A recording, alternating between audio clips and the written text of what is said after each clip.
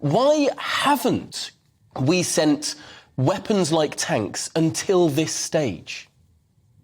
Good morning, Tom. Good morning to your listeners and viewers. I think that's because there's been a nervousness in the West about doing so. So major pieces of kit like air power, like tanks, have in the past been seen as an escalation.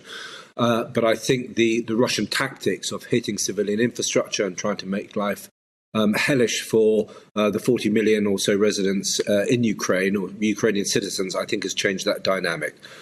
I think the reason why we're doing it is to provide political leadership and political cover so that other countries will send their tanks as well. And primarily this is about sending German Leopard tanks, of which there are over 3,000 in Western Europe and North America.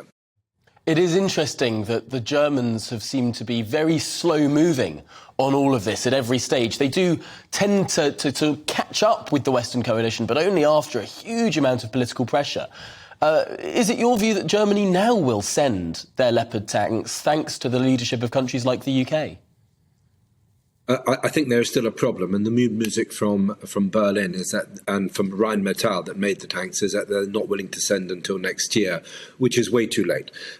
All the options facing Ukraine and, frankly, facing the Western alliance are bad, because this is a war that is killing thousands of people a week. The least bad option for the Western alliance is to now arm the Ukrainians to win the war this year. Everything else becomes more dangerous and more destabilizing for Europe and the world, because the more desperate and aggressive and violent Russia will become. So the least bad option is that the Ukrainians have the kit to win this year, and currently they don't have the kit to do that. They need a minimum of 200, 300 main battle tanks, Western main battle tanks, and probably 500 to 600 infantry fighting vehicles on top of the huge amounts of supplies. And the West has already been generous.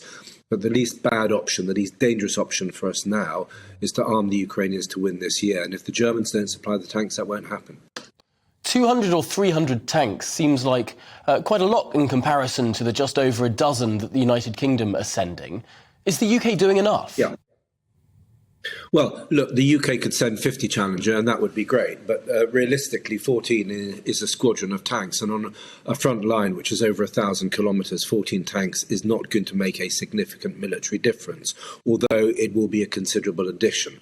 If I remember my, armoured regiments, you need about 50. There's about 50 tanks in a regiment. So we're not even supplying a regiment of tanks to the Ukrainians. So this is about the politics of this. This is about us taking the lead, taking some flack, which we'll get from the Russians, and persuading other countries. And it's about not necessarily the Germans supplying the tanks themselves, but the Germans agreeing for other nations that have Leopard tanks to export them. So Finland, I think, has them.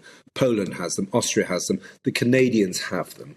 So it's about persuading these countries to give those tanks, the Danes have them, to maybe donate some of those tanks to the Ukrainians. The Ukrainians want Leopard above all else because they seem to be versatile. There's a lot of them around.